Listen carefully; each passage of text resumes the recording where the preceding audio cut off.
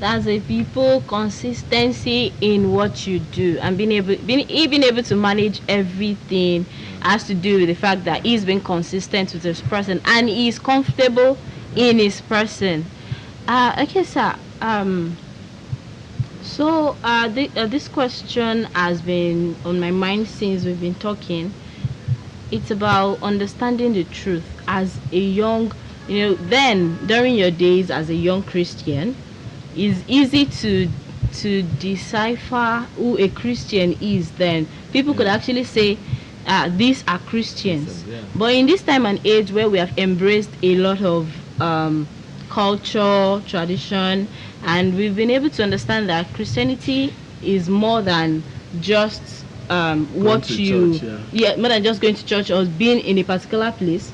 How do young Christians that want to they want to follow their dreams of being creatives and then go into politics? In Nigeria they don't take people serious nowadays. When you're more like they see you as a jester, and then you want to go into politics, and also fulfilling the purpose of God and the calling of God, that is go into the world and make disciples of all nations, which can result in you being a pastor at the end or something, or maybe a bishop like you are. So what advice will you give to young people, young Christians, in order to add value the way you have added value to people? When you said in my days, and I was now looking at it. It's my days now over. Younger days. I meant you're young. I'm still very young. Yes, okay, young at heart. You see, it's not young at heart, really. When you are very small, you see people at 30, you say, these people are old. When you get closer to 30, you say, 30, you are a very young man. Yeah. Then you look at people who are 50 and say, these ones are old. By the time you are getting closer to 50 also, you will realize that 50s are not old. Yeah. So, the days are still our days. Well, that's just by the way. Right. And they're talking about young Christians. Funnily, when I call myself, when I was in campus, I was not the religious type. I was not the religious type. I think I take my time to do everything every other person do. Be a member of the Palm Wine Drinkers Club. I have friends in the pirate confraternity. I didn't join them because I cannot be in the Palm Wine Drinkers Club and be in the privates at the same time. But they're having a good time. Pirate confraternity that time was not. They weren't doing this cult thing that the people nowadays are doing. They aren't killing each other. They aren't murdering anybody.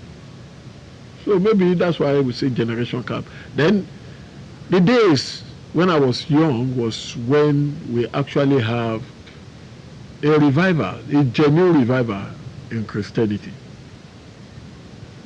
In campus then, we have the SU, the Scripture Union, the Christian student movement. We're very, very, very, very vibrant.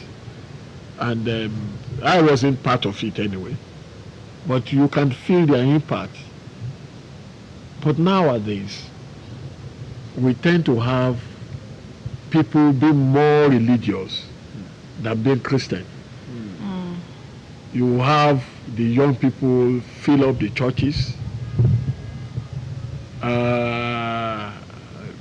The stars, Household of God, Christ Embassy, Redeem, even in our whole Orthodox settings. But if you look at things happening around us now, you wonder, then is it this same group of young people who are in the church that are also into Yahoo? Yahoo, that's internet frauds. Is it this same young people who are in the church that are perpetrating a lot of evil all around? Or we are now so heavily populated that they balance each other out? At times I can't understand. But what I will want to say categorically here is the fact that it is time that people will know that Christianity is not just about going to church, about bearing a name. It's about your attitude. It's about living a life that will glorify God. It's also about helping the world to make this world a better place. You see, if your aim and intention in life is to recreate the world around you, you will always have something to do. You will not complain of idleness. And if you are trying to make the world a better place, you will discover that naturally God will assist you and things will flow into place along the way. And so the advice we give the younger one, even when it comes to being politically aware, is don't just give up on the society. I see a lot of younger ones in Nigeria now. They have given up on this society.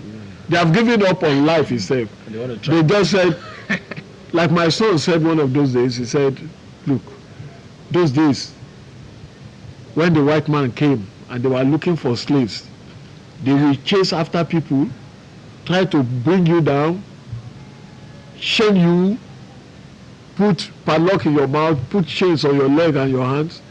He said if you want slaves nowadays, they don't need to do that. All they need to do is station a ship somewhere in Badagry or Marina and say if you want to go as a slave to America, come in. He said they will be using stick to beat people back. Because most of you, even the ones holding camera here, will drop the camera and volunteer to be a slave as long as they are going to America. So that is it. Oh, yeah. They will know. Yeah. And that's exactly what is happening. You know what people pass through? Going through the desert, going through North Africa, passing through the Mediterranean Sea to cross over to Europe. It's a suffering that is much more greater than what the slaves passed through in the slave ship. But that doesn't have to be so. The younger ones must be politically conscious. I love the NSAS thing. I say, oh, this is the beginning. This is the beginning. And it must continue. If we all collectively come together and says you want to head the present thing that is going on, you will. I remember sometimes in the church, some years back, we used to have a lot of old people in the church council. And you know, in the Anglican church, it is it's a democratic setup. It says that for you to be voted into the church council, you must pay your church due. Then you must be a communicant. And so that particular year, every youth paid their church due. They became communicants. The election took place. They voted out all the old people. And it's like, look, we are going to see how you people will run it. And we ran it successfully then. So if every youth in Nigeria, and they are more than the old ones, come together and say, wow, this time around we are going to change, and they all register, they have their voters card, with the same enthusiasm they had for the NSAS, they all went out there, stand, vote, stand by their vote, followed it to where the thing is being counted. By Jove, by 2023 we have a change. A serious change, not a fake change like we had before.